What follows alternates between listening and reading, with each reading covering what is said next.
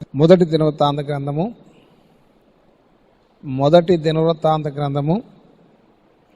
21వ అధ్యాయము 26, 27 వచనాలు చదవగా విందాం. పిమ్మట దావీదు యెహోవాకు అతడు ఒక బలిపీఠమును కట్టించి దహన బలులను సమాధాన బలులను అర్పించి యెహోవాకు మొర్రపెట్టగా ఆయన ఆకాశములో నుండి దహన బలిపీఠం మీదకి అగ్ని వలన అతనికి ప్రత్యుత్తరం ఇచ్చెను. యెహోవా దూతకు ఆజ్ఞాపింపగా అతడు తన కత్తిని మరలా వరలో పెట్టెను. దావీదు గారు చేసిన ప్రార్థనకి దేవుడు చక్కటి జవాబు ఇచ్చారు.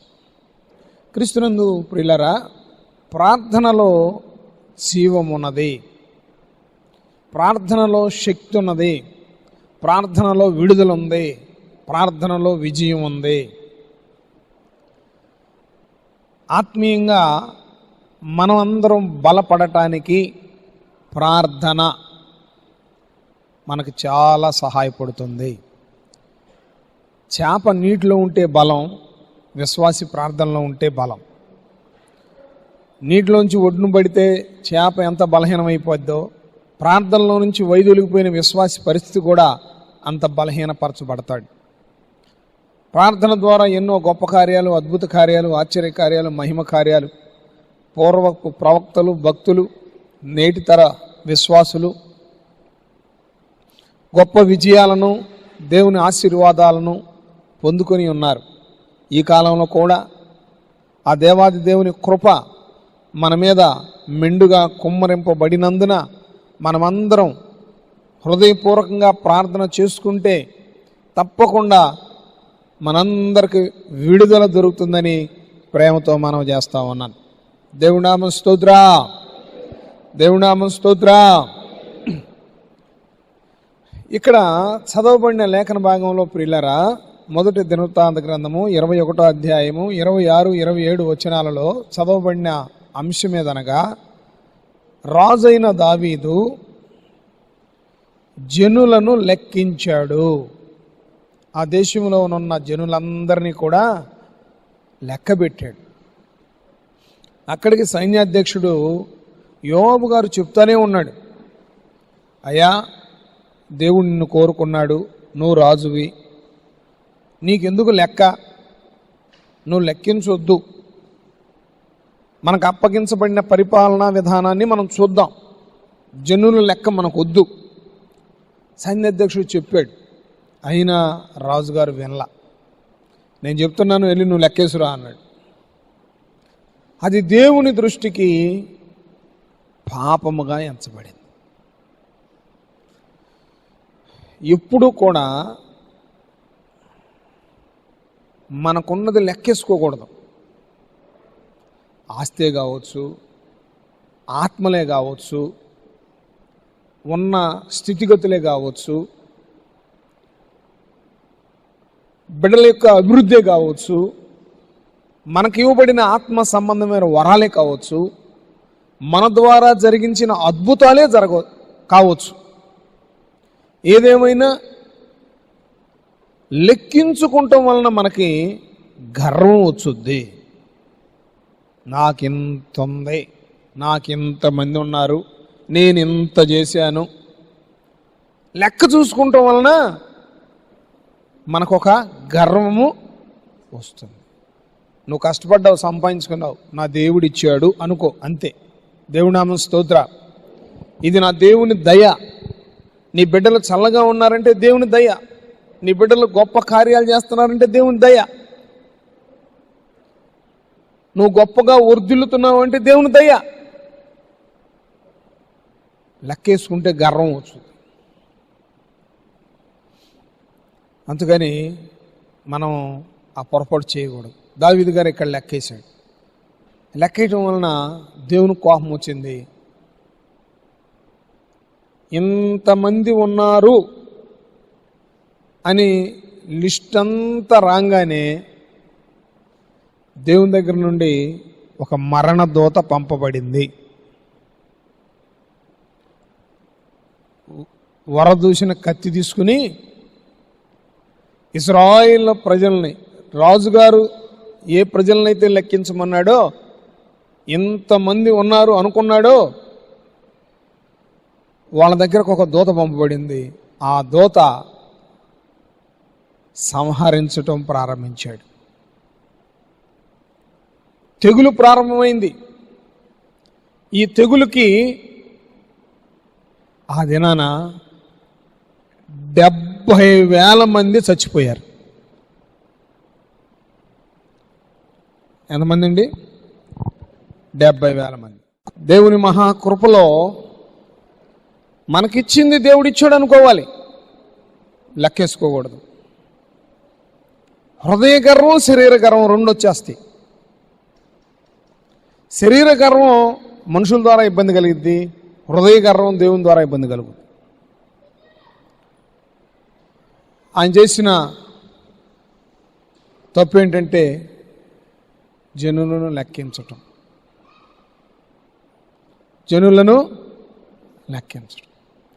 ఆ రోజున 70,000 మంది చచ్చిపోయారు. ఎంతమంది అండి? 70,000 మంది చచ్చిపోయారు. వెంటనే దావీదు వ్యక్తిగత ఒప్పుకోలు ప్రారంభించాడు. వ్యక్తిగతంగా తాను ఒప్పుకోలు ప్రారంభించాడు. పాపం చేసింది నేనయ్యా, గర్వించింది నేనయ్యా, అహంకారంగా ప్రవర్తించింది నేను, నా మూలాన గొర్రెల వంటి ఈ ప్రజలు చనిపోవటం కరెక్ట్ కాదయ్యా. ఈ దోషం నా మీద, నా కుటుంబీకుల మీద, నా తండ్రి ఇంటి మీద ఉంచు, కానీ అమాయకులైన ఈ గొర్రెల మీద ఈ శిక్ష ఉంచొద్దు. వ్యక్తిగతంగా దిద్దుబాటు చేసుకుంటున్నాడు. జరిగిన నష్టాన్ని బట్టి, జరిగిన కష్టాన్ని బట్టి 70,000 మంది చచ్చిపోయారు. క్రీస్తునందు ప్రియులారా, దేవుని దగ్గర బహు జాగ్రత్తగా ఉండాలి. మనం అల్లరి చిల్లరగా మనం ఉండకూడదు, అల్లరి చిల్లరగా మన పిల్లల్ని పెంచకూడదు. దాని మూలం చాలా నష్టపోతాం, చాలా శిక్ష వచ్చుద్ది, ఇబ్బందికరమైన పరిస్థితి వచ్చింది. జాగ్రత్తగా ఉంటే ఔన్నత్యం వేరు, ఆ హెచ్చింపు వేరు, ఆ ఘనత వేరు. ఇక్కడ దావీదు గారు ఏడుస్తూ ఉన్నాడు. తప్పు చేసింది నేను, తప్పు చేసింది నేను. మన కుటుంబంలో ఒక శ్రమ వస్తే, ఒక కష్టం వస్తే, ఒక రోగం వస్తే, ఒక వ్యాధి వస్తే ఏనాడన్నా వ్యక్తిగత ఒప్పుకోలు, దిద్దుబాటు మనకు ఉందా? సడన్గా ఎందుకు పడిపోయారు? సడన్గా ఎందుకు కుప్పకూలిపోయారు? మన పితరులకు లేని రోగం మనకెందుకు వచ్చింది? మనకు తెలియకుండా, మనకు చెప్పకుండా దేవుడు ఏది చేయడు. అంతగా మనల్ని ప్రేమిస్తున్నాడు దేవుడు. నువ్వు వర్తమానం అందుకోలేకపోతున్నావు అంటే, ఆ దేవుని స్వరం నువ్వు వినలేకపోతున్నావు అంటే నీదే లోపం, నీదే లోపం.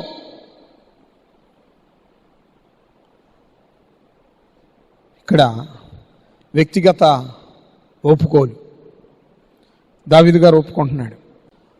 పాపములు ఒప్పుకొనుచు, వారు దేవునికి వ్యతిరేకంగా ఎన్ని చేశారో, ఎన్ని చూశారో, ఎన్ని పాపంలో వాళ్ళకి పాలు పంపులు ఉన్నాయో ఒప్పుకొని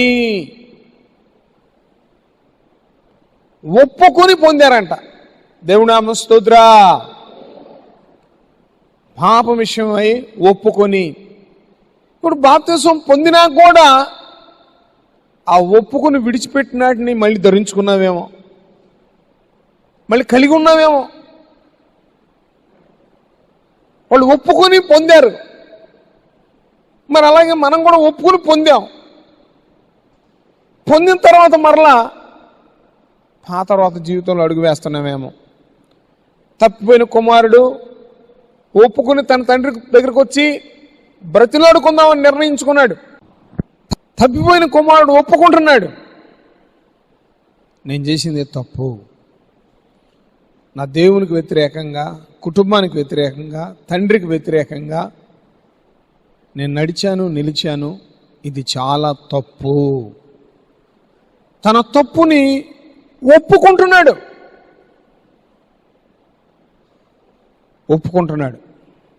దిద్దుబాటు చేసుకుంటున్నాడు. ఎప్పుడైతే ఒప్పుకుని దిద్దుబాటు చేసుకున్నాడో ఇక ముందున్న తన జీవితంలో కరువు లేదు, అవమానం లేదు, ఇబ్బంది లేదు, అభ్యంతరం లేదు. సమృద్ధి అయిన ఆహారం, చక్కటి వస్త్రాలు, చక్కటి స్థితి, చక్కటి హోదా. ఒప్పుకుని దిద్దుబాటు చేసుకుని తండ్రి దగ్గర ఉన్నంత కాలం ఎంతో క్షేమంగా ఉన్నాడు. అదేవిధంగా చదవవసరం లేదు కానీ సంఖ్యాకాండం 22వ అధ్యాయం 34-35 వచనాలలో బిలాము అనే ప్రవక్త కూడా నేను పాపం చేశాను అని ఒప్పుకుంటున్నాడు. అయ్యా, నా ముందుంచబడిన వరదూసిన కత్తితో ఉన్న ఆ దూతను నేను చూడలేకపోయాను అంటున్నాడు. దేవుని ప్రజకు విరోధంగా మాట్లాడటానికి, బాలాకి ఇచ్చే బహుమానాన్ని ప్రేమించి దేవుని బిడ్డల్ని శపించటానికి బయలుదేరిన బిలాము ప్రవక్త ఒప్పుకుంటున్నాడు, నేను పాపం చేశాను. క్రీస్తునందు ప్రియ దేవుని బిడ్డ, ఖచ్చితంగా దేవుడు మనల్ని ఆశీర్వదిస్తాడు, ఖచ్చితంగా దేవుడు మనల్ని బలపరుస్తాడు, ఖచ్చితంగా మన ప్రార్థన దేవుడు వింటాడు. ఆ ప్రార్థన మనకు గొప్ప విజయం కలగజేస్తుంది. దేవుడు మనతో మాట్లాడతాడు. ఆ మాట్లాడే స్వరం నువ్వు విన్నావా? వ్యక్తిగతంగా నువ్వు దిద్దుబాటు చేసుకున్నావా? ఒప్పుకోలు ప్రార్థన ఉన్నదా? నువ్వు రక్షింపబడ్డావు, నువ్వు దేవుని సన్నిధికి వస్తున్నావు, జీవము గల దేవుని నమ్ముకున్నావు. వ్యక్తిగత దిద్దుబాటు నీలో ఉందా? నీ ప్రార్థనకి ఒక గురి ఉండాలి. నీ ప్రార్థనకి జవాబు దొరుకుతుందన్న నమ్మకం నీకు ఉండాలి. గురి కలిగిన ప్రతి ప్రార్థనకి జవాబు దొరికింది. అబ్రహామయ్య గురి కలిగి ప్రార్థన చేశాడు. దేవుడు అబ్రహాం గారితో మాట్లాడి బయలుదేరాడు. సొదొమ గొమొర్రా గురించిన మొర నా దగ్గరకు వచ్చింది, నేను వెళుతున్నాను. నా దగ్గరకు వచ్చిన మొరలాగా ఉంటే ఆ పట్టణాన్ని నేను నాశనం చేయబోతున్నాను. చెప్పెళ్ళాడా, చెప్పకుండా వెళ్ళాడా? అబ్రహాంకి చెప్పెళ్ళాడా, చెప్పకుండా వెళ్ళాడా? చెప్పకపోతే అబ్రహాం గారికి ఎలా తెలుసుద్ది? ఆ పట్టణాలు నాశనం కాబోతున్నాయి అని అబ్రహాం గారికి ఎట్ట తెలిసిద్ది? అబ్రహాం గారి దగ్గరకు వచ్చి అబ్రహాం గారితో మాట్లాడి, నేను పలానా చోటకు వెళుతున్నాను, కరెక్ట్గా ఉంటే సరే, లేకపోతే వాళ్ళ పాపము ఘోరంగా ఉంది, నా దగ్గరకు వచ్చింది కనుక నేను వెళ్ళి శిక్షించబోతున్నాను అని చెప్పి వెళ్ళాడు అక్కడికి. విన్న అబ్రహాం గారు అక్కడ లోతు ఉన్నాడు, దేవుణ్ణి బ్రతిలాడుకుంటున్నాడు. ఒక గురి కలిగిన ప్రార్థన. అయ్యా, ఆ నీతిమంతులతో పాటు నీతిమంతులను కూడా నాశనం చేస్తావా? నీతిమంతులను నాశనం చేయను. ఒక 50 మంది ఉంటే తప్పిస్తా, ఒక 20 మంది ఉంటే తప్పిస్తా, ఒక 10 మంది ఉంటే తప్పిస్తా. ఒక గురి, ఒక నమ్మకం. దేవుడు మాట ఇచ్చాడు అంటే ఖచ్చితంగా చేస్తాడు అని అబ్రహామయ్య ప్రాధేయపడ్డాడు, దేవుణ్ణి బ్రతిలాడుకున్నాడు. ఆ తర్వాత యాకోబు రాత్రంతా పెనుగులాడాడు, రాత్రంతా దేవుణ్ణి పెనుగులాడాడు, నన్ను ఆశీర్వదించు అని. చదవవసరం లేదు కానీ ఆదికాండం 32వ అధ్యాయం 24వ వచనం. ఒక్కడే మిగిలిపోయాడు. ఒక గురి ఉంది, నేను ప్రార్థన చేస్తే దేవుడు నన్ను ఆశీర్వదిస్తాడు, నేను ప్రార్థన చేస్తే నా ప్రార్థన విని దేవుడు నన్ను ఆశీర్వదిస్తాడు. దేవుని ఆశీర్వాదం నన్ను ఆశీర్వంతుడిగా చేస్తుంది. నమ్మాడు, గురి కలిగి దేవుణ్ణి బ్రతిలాడుకున్నాడు. దేవుడు బ్రతిలాడుకున్నాడు, రాత్రంతా బ్రతిలాడుకున్నాడు. తన ప్రార్థనకి జవాబు వస్తుంది అని నమ్మిన వ్యక్తి చేసిన ప్రార్థనది. నమ్మని వ్యక్తి అయితే 10 నిమిషాలు చేసి సరిపోద్దులే, చాలులే, పద్దా చేయలేదు ప్రార్థన, చాలు, పద్దా చేయవసరంలా, చాలు. నమ్మని వ్యక్తి చేసే ప్రార్థన అది. నమ్మిన వ్యక్తి అయితే దేవుడు తనను ఆశీర్వదిస్తాడని గురి కలిగి ప్రార్థన చేస్తాడు. దేవుని నామమున స్తోత్ర, దేవుని నామమున స్తోత్ర. క్రీస్తునందు ప్రియ దేవుని బిడ్డ, నీ ప్రార్థన గురి కలిగి ఉందా? మందిరానికి వచ్చే వాళ్ళని మోసం చేయడంలో గురి కలిగి ఉన్నారు కొంతమంది. వాళ్ళ టాలెంట్ని చూపించి అవసరాలు కలుపుకుంటానికి గురి కలిగి ఉన్నారు కొంతమంది. వాళ్ళు తెలివితేటలు ఉపయోగించి బతుకు తెరువు సంపాదించుకుంటున్నారు కొంతమంది. అదేమంటే మేము ప్రార్థనకి వెళ్తున్నాం అంటున్నారు. ప్రార్థన ద్వారా వచ్చింది కాదు వాళ్ళకి. మోసం ద్వారా, వేషద్వారం ద్వారా, మాయమాటల ద్వారా, అభ్యంతరాల ఆటంకాల ద్వారా పని జరుపుకుంటున్నారు అంతే. అది దేవుని ఆశీర్వాదము అబద్ధానికి, మోసానికి, అసహ్యతకి, రోతకి నా దేవుడు కాదు. క్రీస్తునందు ప్రియ దేవుని బిడ్డ, జీవము గల దేవుని దగ్గర మనం ప్రార్థన చేస్తే ఖచ్చితంగా మనకు జవాబు దొరుకుతుంది. దేవుడిచ్చేది శాశ్వతంగా ఉంటుంది. నువ్వు అప్పు చేసి, మోసం చేసి, అబద్ధం చెప్పి, వేషధారణలో కూర్చి, భక్తిలో ఉన్న లోకంలో తీసుకెళ్ళి, వీళ్ళకి తెలియని ఆడంబరాలు ఏదో చూపించి, ఏదో 4 రోజులు అటు ఇటు ఇటు అటు తిరిగితే నీ కడుపు నిండదు, నీ ఇల్లు నిండదు, నీ భక్తి జీవితం తెల్లారదు. దావీదు గారు ప్రార్థన చేస్తే, దహన బలి అర్పిస్తే, దిద్దుబాటు చేసుకుంటే అగ్నిలో నుండి దేవుడు సమాధానం ఇచ్చాడు. ఎక్కడి నుంచి అంటండి? ఆ సమాధానం మార్చబడుతుందా? అగ్ని అంటేనే పరిశుద్ధత. అగ్నిలో నుండి వచ్చిందంటే మహాపరిశుద్ధత. దేవుడు తన బిడ్డలకు జవాబు చూడండి ఎట్ట చెబుతున్నాడు. ప్రార్థనకి జవాబు చూడండి ఎట్లా వస్తుందో. నా మాట అగ్ని వంటిది కాదా, కొండలను బద్దలు చేయు సుత్తి వంటిది. దేవుడు మాట్లాడితే పాషాణ హృదయాలు బద్దలైపోతాయి, రాతి గుండెలు మార్చబడతాయి. దేవుడు దర్శిస్తే అపవిత్రత కాల్చివేయబడుతుంది. దేవుని నామమున స్తోత్ర. గుండెలు బాదుకుంటూ ఇంటికి వస్తారు, గుండెలు బాదుకుంటూ దేవుని సన్నిధికి వస్తారు, గుండెలు బాదుకుంటూ దేవుని పాదాలు పట్టుకుంటారు. అగ్నిలో నుండి నీకు సమాధానం వస్తే, అట్టి సమాధానం నేడు మనందరికి దేవుడు దయచేయును గాక. అట్టి అగ్ని అభిషేకం మనమందరం పొందుకుందుము గాక. ఆయన ప్రేమను రుచి చూడండి, ఆయన స్వర మాధుర్యాన్ని వినండి, ఆయనను చూడండి. ఆయన సజీవుడు, ప్రార్థనలో ఆలకించువాడు. సర్వ శరీరులు ఆయన యొద్దకు వచ్చెదరు. నీ ప్రార్థన వృధా పోదు. నువ్వు గురు కలిగి ప్రార్థన చేయాలి. నువ్వు మనుషుల మీద గురి పెట్టుకుంటే వాళ్ళు రావచ్చు, రాకపోవచ్చు, ఇవ్వచ్చు, ఇవ్వకపోవచ్చు, చేస్తానన్న వారు చేయకపోవచ్చు, చూస్తానన్న వారు చూడకపోవచ్చు. కానీ దేవుడిచ్చిన మాట మాత్రం తప్పడు. దేవుని మీద మనం ఆధారపడాలి.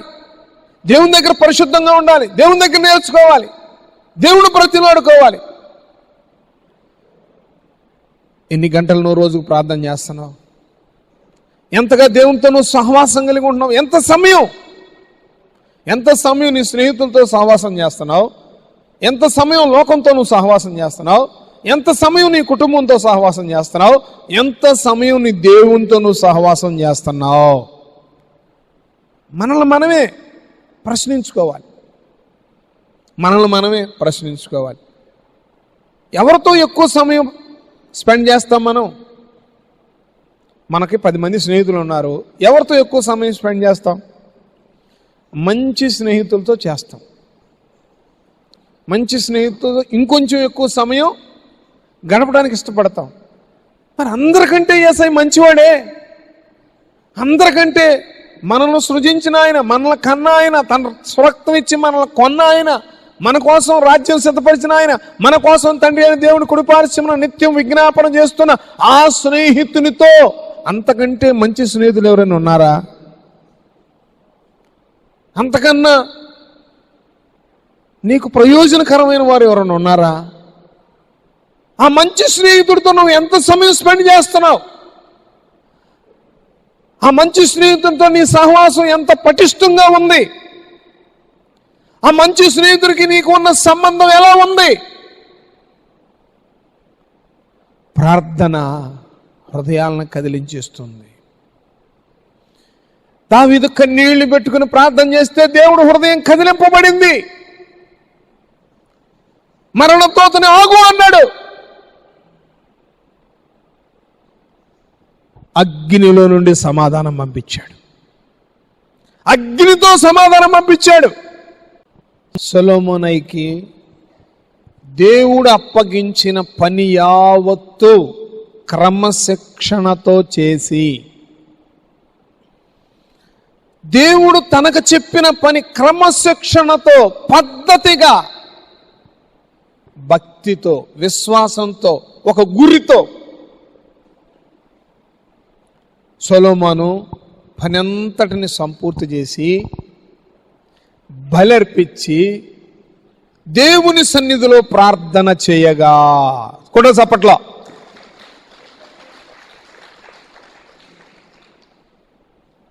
తాను చేసిన పని రైటా రాంగా అన్న జవాబు దేవుడు అగ్నిని పంపించి రుజువు చేశాడు.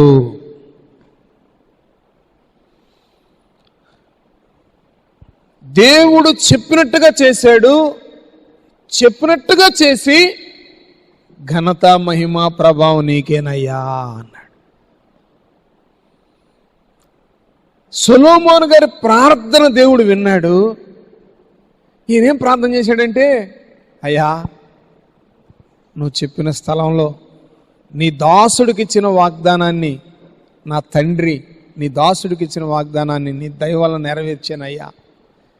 తప్పిపోయినాళ్ళు, చెదిరిపోయినాళ్ళు, పడిపోయినాళ్ళు, జారిపోయినాళ్ళు, సల్లారిపోయినాళ్ళు ఎవరన్నా నీ దేవాలయం తట్టు తిరిగి చేతులెత్తి పశ్చాత్తాపంతో ప్రార్థన చేస్తే వారికి మేలు దయచేయ్యా అని ప్రార్థన చేశాడు. దేవునామ స్తోత్రా, దేవునామ స్తోత్రా.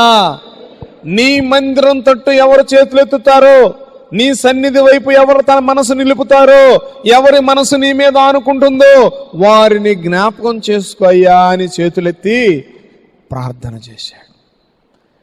ప్రార్థన వినిన దేవుడు ఆకాశము నుండి అగ్నిని దించాడు. దేవునామ స్తోత్రా.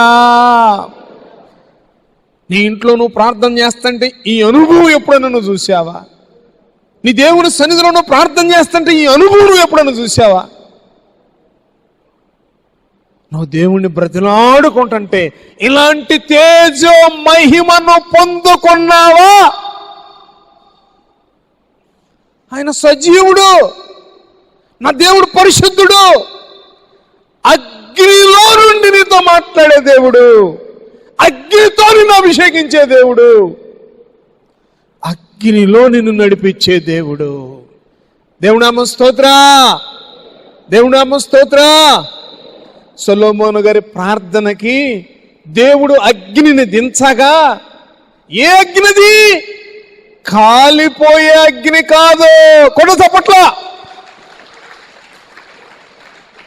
కాలిపోయే అగ్ని కాదు, ఆయన తేజో మహిమ, ఆయన తేజో మహిమ. యాజకులు తట్టుకోలేకపోయారంట. ఒక దీనదాసుడి ప్రార్థన ఆలకించిన దేవుడు. నిత్యం ధూపదీప నైవేద్యం అర్పించే యాజకులే ఆ అగ్నిని తట్టుకోలేకపోయారంట. అమ్మా, ఈ అనుభవం మనకుందా? అయ్యా, ఇలాంటి సాక్ష్యము కలిగి ఉన్నావా? ఎందుకు నేను కలిగి ఉండాలి అంటున్నానంటే, ఇది నిజం, ఇది నిజం. మన దేవుడు అగ్ని అయి ఉన్నాడు. మన దేవుడు పరిశుద్ధుడు.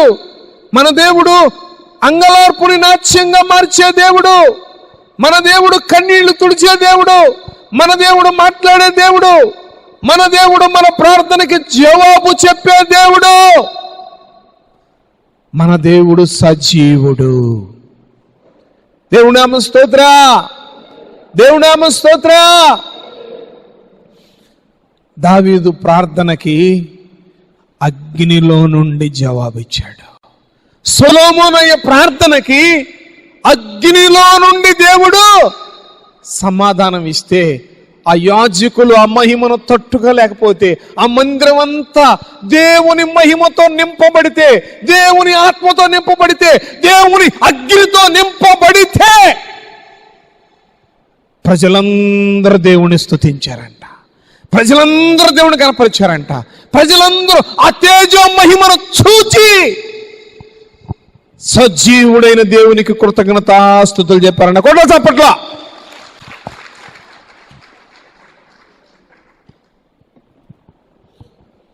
క్రీస్తునందు ప్రియ దేవుని బిడ్డ,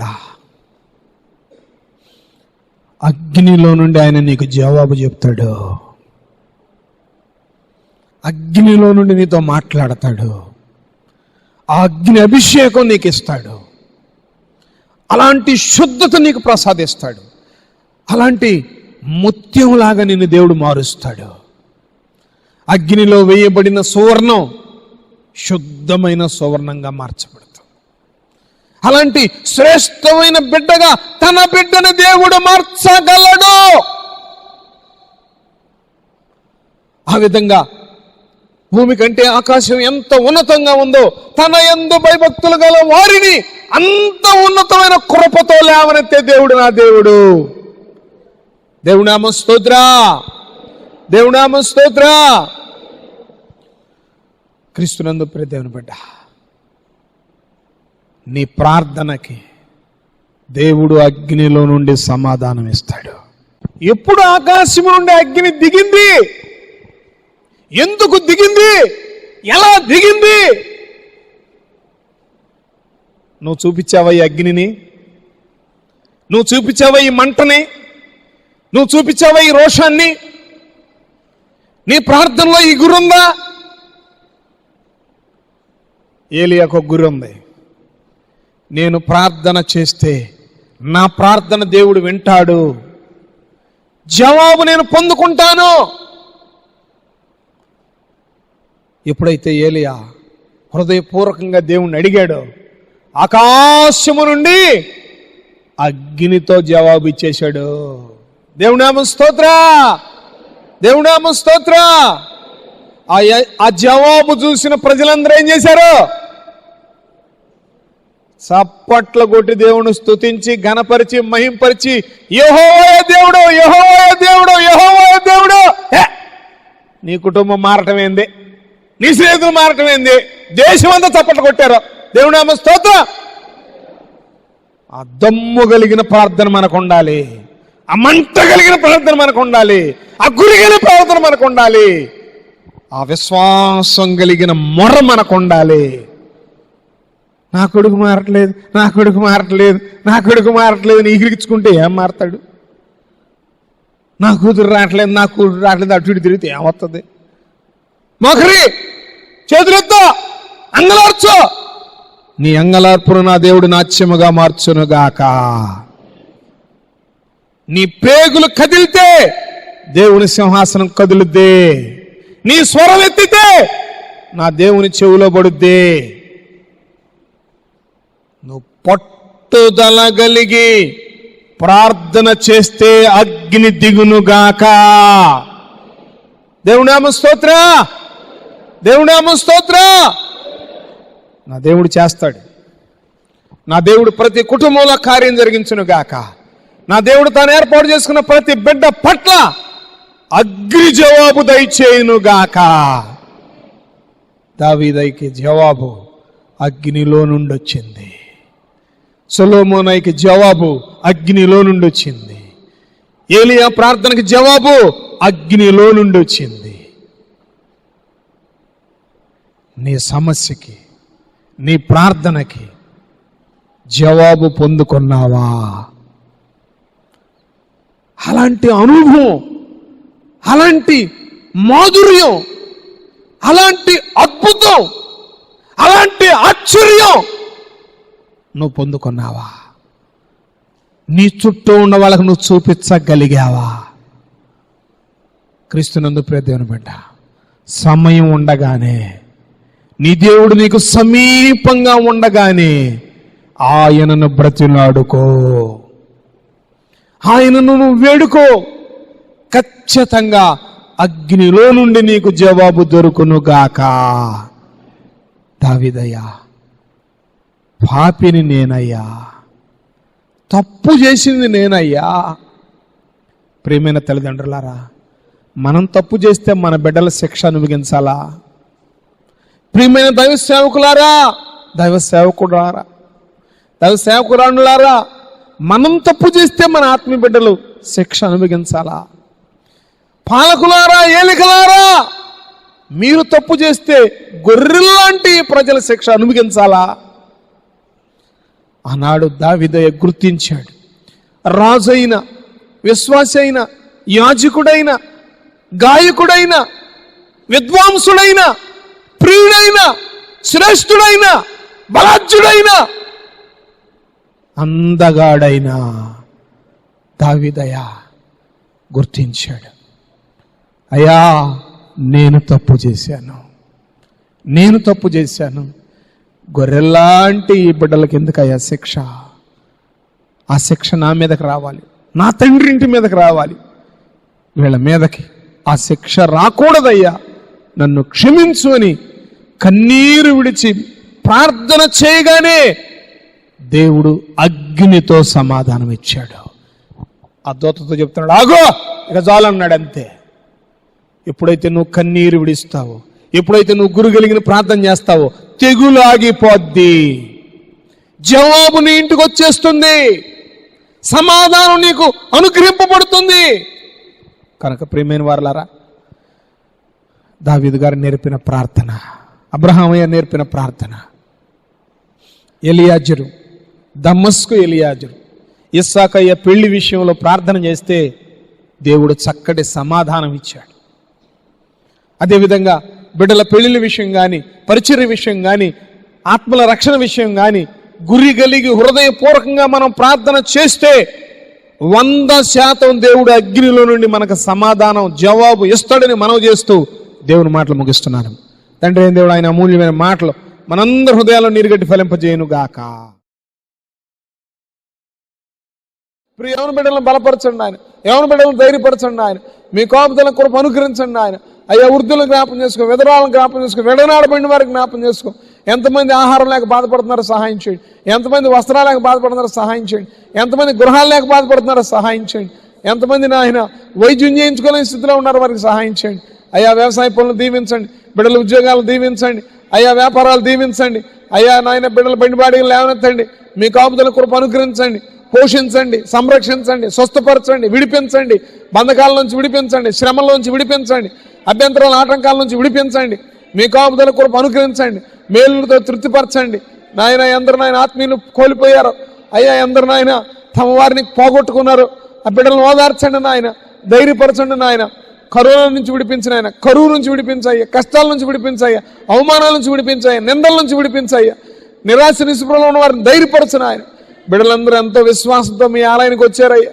ప్రతి బిడ్డ ప్రార్థన ఆలకించి పట్టజాలని దీవెలను కుమ్మరింపజేయమని, అగ్నితో బిడ్డలతో మాట్లాడమని, అగ్నిలో నుండి సమాధానం బిడ్డలకు అనుగ్రహించమని, అట్టి ప్రార్థన అనుభవం బిడ్డలకు దయచేయమని ప్రభువును ప్రియరక్షుడైన యేసుక్రీస్తు వారి దివ్య నామమున బ్రతిలాడి వేడుకుని పొంది ఉన్నాము తండ్రి. ఆమేన్.